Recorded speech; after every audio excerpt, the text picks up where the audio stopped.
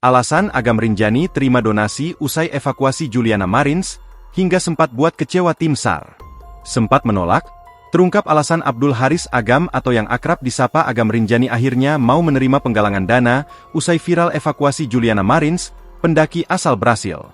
Anggota tim SAR sebelumnya mengungkapkan kekecewaannya lantaran Agam diduga menerima penggalangan donasi tanpa memberitahu tim yang lain. Lewat Instagram Rio dan Satyo, anggota tim SAR akhirnya bertemu dengan Agam dan membahas soal donasi yang dibuka. Dalam potretnya bersama Agam, Rio menyebutkan alasan donasi itu dilakukan karena untuk Rinjani lebih baik aman dan nyaman. Sementara, dalam story selanjutnya para tim SAR berkumpul. Sebelumnya, anggota tim SAR juga kecewa karena diduga ada penggalangan donasi yang dikirim ke rekening atas nama Abdul Haris Agam. Bahkan penggalangan donasi itu, kata dia, tanpa sepengetahuan tim SAR yang ikut dalam evakuasi itu. Melansir dari tribunnewsbogor.com, Jumat, 27 Juni 2025, dia adalah Rio Pratama, anggota tim SAR yang ikut dalam operasi evakuasi Juliana Marins. Meski pada evakuasi itu, Rio tidak termasuk dalam 7 orang yang terjun ke jurang.